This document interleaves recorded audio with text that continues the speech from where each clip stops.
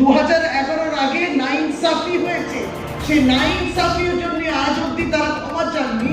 এখন আপনাকে আর আমাকে বোঝাচ্ছে ইনসাফ মানেটা কি। ভাবুন, কতগুলো মার্ডার, পলিটিক্যাল মার্ডার্স এবং খুন, রাহাজানি, ভোট দখল, বুথ দখল সবটাই হয়েছে। এই ভোটার আইডি কার্ড যাতে না হয় তার জন্য 21শে জুলাই হলো।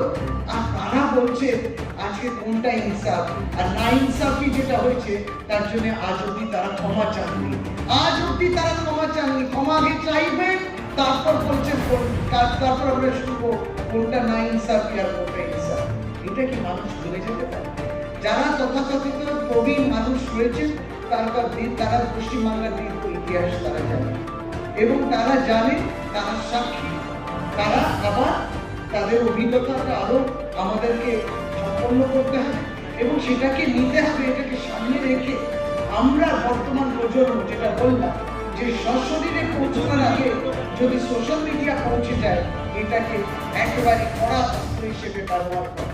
আপনার এই কাজটার মধ্যে নিশ্চয়ই সুফল পেয়েছে। আর প্রত্যেকেরই অ্যাকাউন্টে আপনারা দেখে নিচ্ছেন যে কতজন ফলোয়ার্স। আপনার প্যামটিএনসি ফলোয়ার্স কত? প্যামটিএনসি ফলোয়ার্স কত ফেসবুক অ্যাকাউন্টে? 15 লক্ষ। Well done, well done.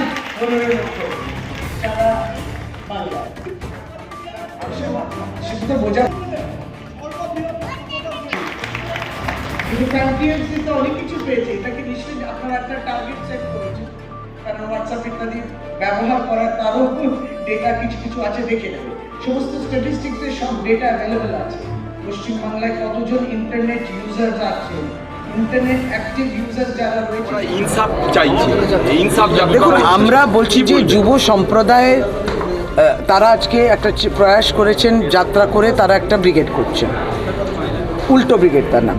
কিন্তু কথাটা হচ্ছে যে 2011-র আগে যে 34 বছরে যে সরকার ছিল, সেই সরকার এবং যে পার্টি রাহাজানি, খুন, ধর্ষণ, রাজনৈতিক হত্যা এবং অনেকগুলো শিল্প কারখানা বন্ধ হওয়া, জঙ্গি ট্রেড ইউনিয়নিজম, দখল, পুকুরে বিষ, বহু বঞ্চনা হয়েছে, খুন ইত্যাদি হয়েছে।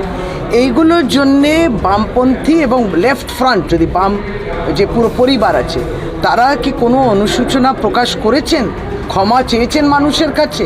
যেই ইনসাফটা করে যে আপনি না ইনসাফই করেছেন, ইনজাস্টিস করেছেন, তার জন্য আপনি ক্ষমা চেয়েছেন, প্রায়শ্চিত্ত করেছেন, তারপর তো ইনসাফের কথা আসবে।